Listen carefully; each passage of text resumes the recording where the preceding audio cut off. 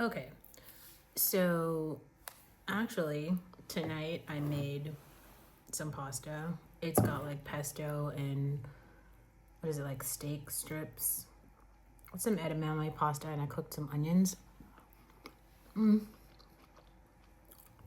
Supposedly this has got a lot of protein, so and it's really cheap. This is where I am. Also, I feel like I mentioned this before, but in Europe, well, at least in Germany, like the Aldi grocery store, you can get like a really nice bottle of wine for like $2. So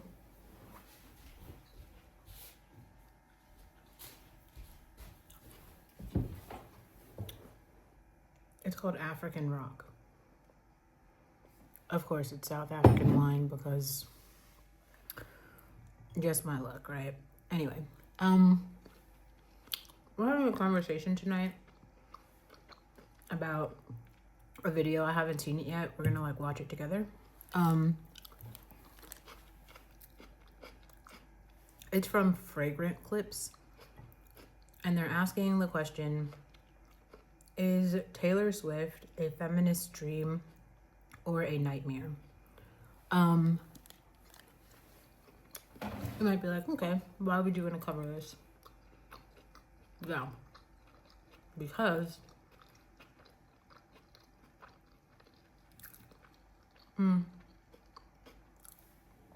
there's something interesting that I see happening. Men are getting online and they've been doing this, and for a very long time before there were these like the TikTok feminist content creators and writers who were coming online and saying shit that was like directly opposed to like what these men were saying. There was kind of only one perspective, and it was these guys, they seem to be following I don't know, a lot of the shit that like the toxic male Black creators are saying. But now there's more voices, right? No. In all honesty, I would just kind of wonder, why would these men care at all? Like, why is this a talking point? So let's listen. Financially independent. There is an incentive to date the guy who can. Yeah. You had a great point on the call yesterday. This is why Taylor Swift women fucking love. Because she seemingly doesn't put up with the shitty guy. She'll break up with you, she'll write a song, make all the money, but speak to you guys and your frustrations. Because she's more comfortable being lonely, I guess, or the perception is she is. Because she's financially independent. There is an incentive to date the guy who can, maybe he's not the most thoughtful, but he can pay for a meal because maybe I can get out of this girl boss rat race. Like, that'd be great. And Taylor can leave the guy because she's not in it. Boss rat race? Because I feel like girls are leaving this shit girl boss thing was hot 5 years ago, and I feel like that thing is dying. Oh yeah, it was kind of a lie that was sold to us. Shift in social media. It's like the whole trad wife. Yeah, trad wife. Like super like into like raising your children, cooking for them, chickens, everything from scratch. Everything's shifting. Yeah, why do you guys think that is? Trump. Interesting. Okay, so there's a couple layers to this. Like, girl bossery, it's not dying. It's not really dying at all, actually. I think it's more like because I think the way what girl bossery actually is just women with jobs and money. That's what like girl bossing kind of is on a macro sense. On a micro level, like there was like a TV show about it. It was like, these girl CEOs, like the women in the C-suite, and them being like super successful in corporate. And then there's a whole other thing, which is like tradwifery. Except here's another thing too. Like, so this woman is talking about like cooking at home and like, like doing things for your children and stuff like that.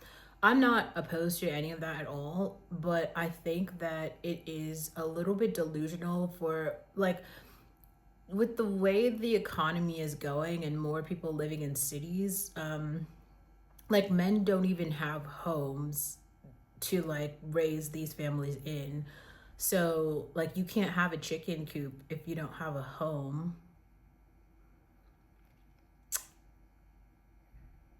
I mean, just let that sink in. Like, a whole part of like being able to be a trad wife is like the man earning enough money so that the woman can stay home.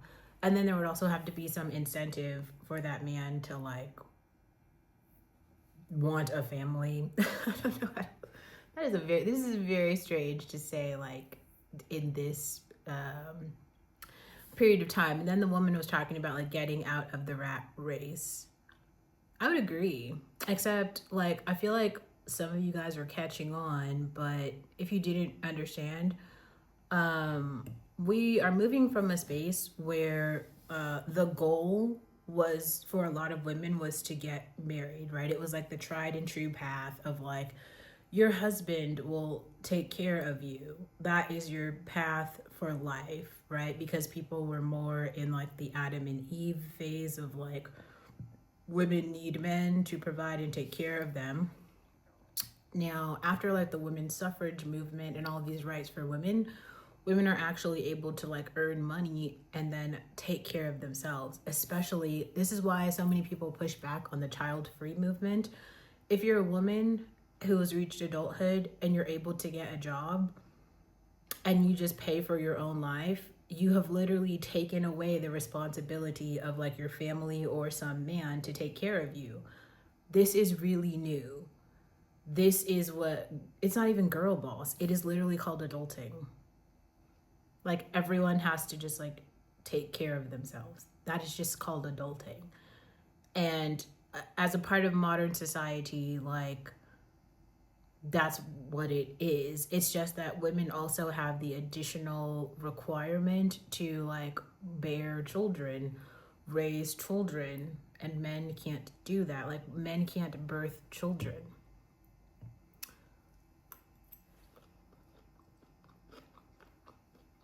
Like,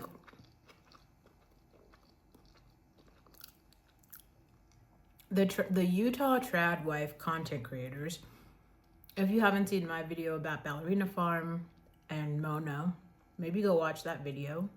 But Ballerina Farm's husband is very rich. He's like the son of one of the guys who owns JetBlue or something, like an airline. So her buying that farm, it's pretty expensive. Like, your husband or boyfriend won't be able to buy that farm. Like, you can't go be Ballerina Farm. Not her. You don't get me wrong. I'm not saying like you and your husband couldn't get a farm. You definitely can do that.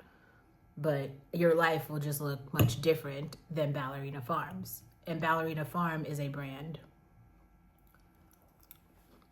Nora Smith and her husband are both like models. Like, they were models before. And then so now they're two attractive people who I believe are also Mormon, and just made content about their life. They're content creators in the same way that like Jackie Aina is a content creator, or Kelly Stamps is a content creator. They are just like monetizing off of their content. Now, if you're on this channel, I hope you learned some lessons from like Issa Rae and Kelly Stamps, because they literally taught you how to monetize your own life. Like, I feel like what a lot of the girlies right now are doing are trying to just copy the things that Kelly Stamps did. Maybe that will work for you. But you could also just monetize your own story. What I'm trying to teach you how to do if you're on this channel is how to, it's not really, like, I don't have monetization, but don't get me wrong, I feel like I'm pretty good at like I feel like if I wanted to, I could probably create a profile that could be monetized in the beauty space if I wanted to. But I think for me in particular, it has been really important to step away from that, because there are multiple examples right now of Black beauty content creators, and I wonder like why they're not being compensated equitably. I know why, and we've talked about that on this channel before, so I don't need to like reiterate myself, but because of that, I don't want to participate. I think it's better to not participate and to use my platform, my voice, my personhood to promote something else. Something that is equitable, something that I feel like will benefit me specifically. And people who follow me specifically.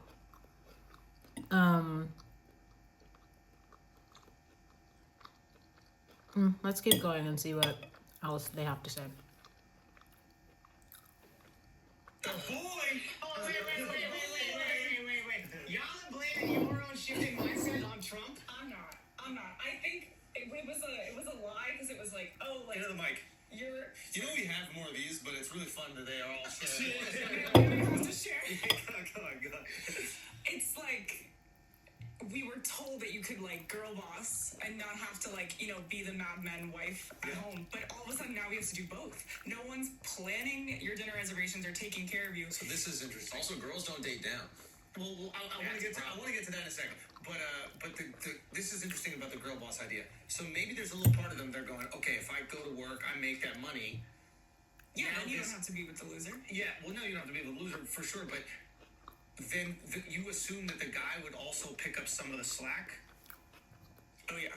Right, and then you found out that we won't. Right. And now you're like, why am I working? Yeah, like I'll do all the thoughtful shit. I don't need, you know. But you're not going to work as well.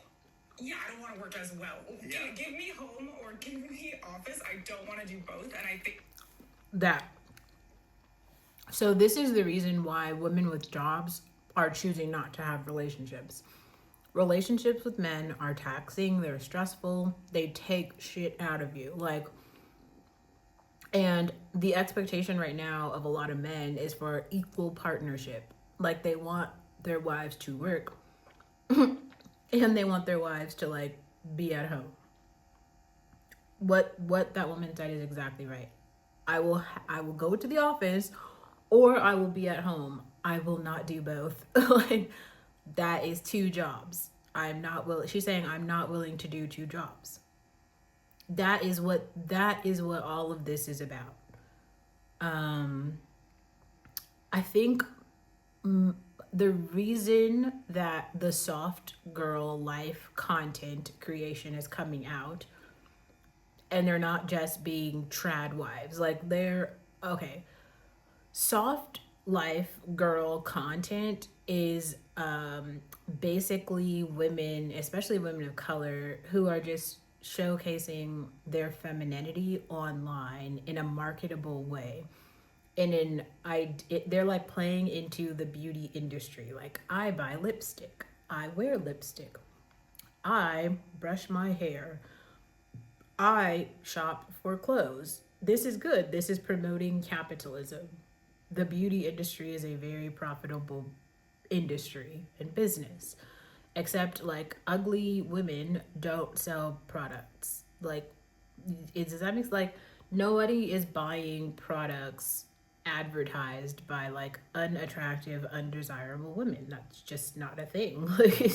Like, so the point of the girls who are making the soft life girl content is for them to like promote, like, here is how you do it.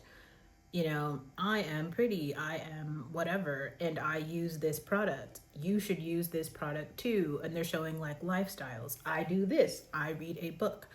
I go to a coffee shop. I chat with blah, blah, blah. Whatever it is that they're showing, it's a lifestyle brand. Except the girls who are getting monetized for it, typically they're like European, and they are like influencing other girls to do that too.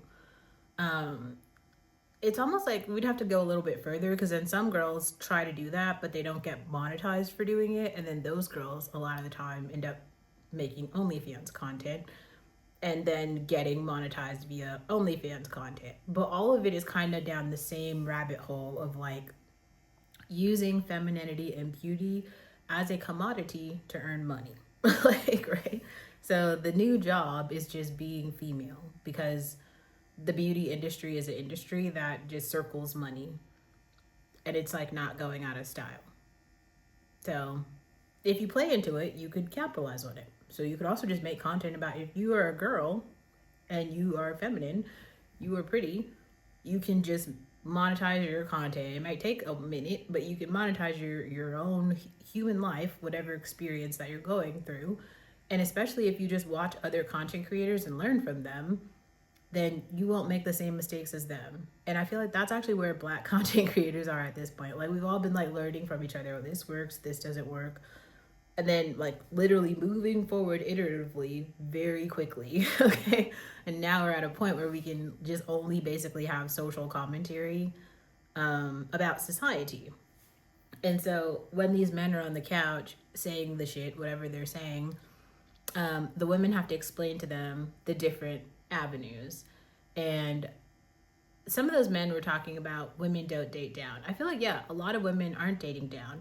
There's a whole other thing where, like, I feel like I've done this where I will like go out with someone. Like, there's a guy that I know. I went on a walk with him.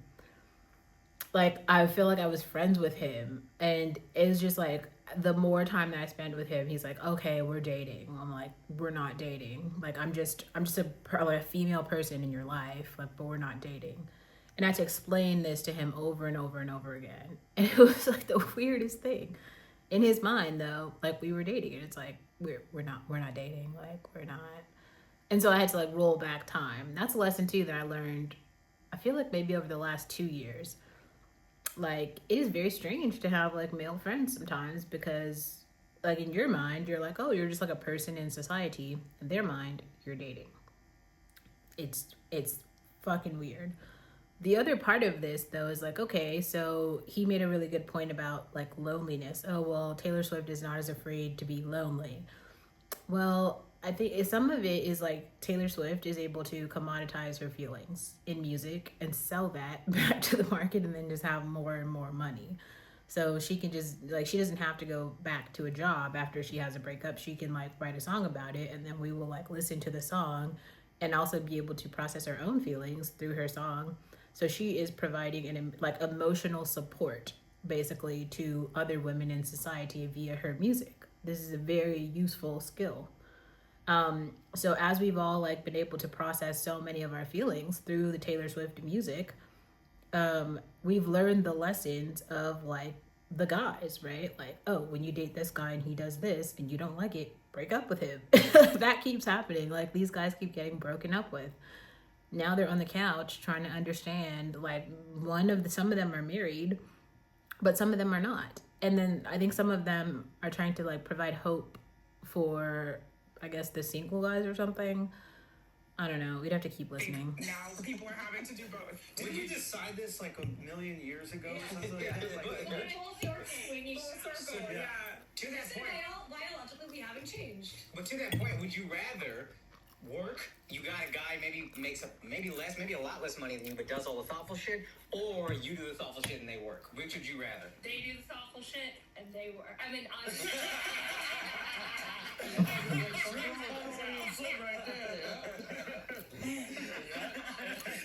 the truth. That's the real truth. It depends how good their job is, honestly. Like, I think if they're like really high up, then like, great, I'll do the thoughtful shit. Yeah. But yeah, I think most people probably want to like be in love and have someone do the thoughtful stuff. Yeah. Wait a minute. So if the guy has like a really important job, where it's very time consuming, you'll do all that kind of stuff. Yeah, I'll do all the home stuff. If you're I'm just gonna let saying you know right now. everything's paid for. You're saying that I would want until that. you guys get comfortable, and then that shit goes out the I'll fucking. say right now, I don't want that. Another thing I do want to introduce, though, is this idea of what an actual successful guy looks like.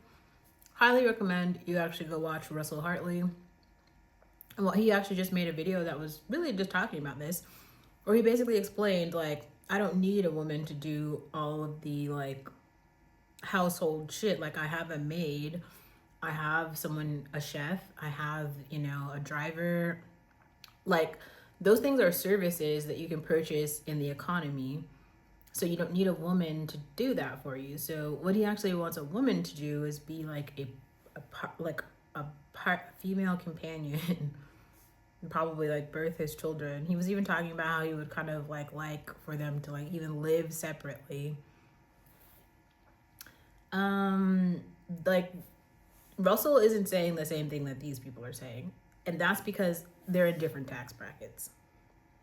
So when we're talking about really successful men, an example, just one example, is like a Russell Hartley, but like you could say like a Drake, who would be someone else in the, like, I feel like I want to use Matt as an example, except I don't really, I feel like I could probably estimate how much he's earning now, or maybe like Bakari Sellers might be actually a good example of like one of these guys.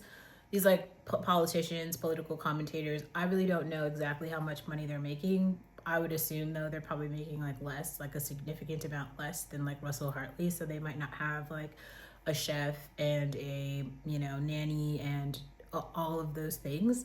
But at the same time, they still are like upper middle class and earning like a lot more than someone who's making minimum wage. I guess I said a lot, but let's kind of keep going. This phone's gonna die soon, so I'm gonna have to like. No, we know. we know that. Why do we even call Tanya? Tanya, you should be sitting on this side.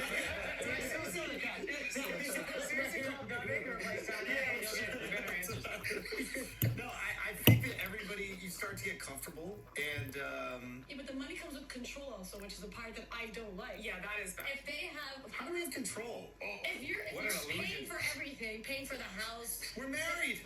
There's no prenup. until you start cheating, and then there's a divorce, and then the woman's stuck with nothing, and Nothing? they have to rely. Well, let's say you signed a prenup. I didn't have a prenup. Not you specifically. I'm talking about the world. You're saying what I should have done. You should have. And then, because I mean, this was my biggest resentment in Montreal of girls my generation. Yo, Tanya getting it off on This is therapy. This is therapy. talk. It's like our mothers all went through the same thing. They didn't work. The second they started a family, they didn't work. The husbands made all the money. The husbands are going off on business trips. They're fucking around. They're cheating. Women want to get divorced. And then the women are stuck with nothing. And they still, even after divorced, have to rely on the husband to provide whatever they choose as like alimony. Right? And to be fair, I've heard this But saying that they're makes a lot of still sense. The courts are not in the collections business, so even if they award you half, the husband could just not pay, there's not really much you can do. Which I think is fair to bring up. There's no, like, the court's not going to come after you. Not really. Is that true? No, they do a little bit. If you have a child. They do Like, And that's why you want to have a kid. Okay. Yeah. But there's a difference between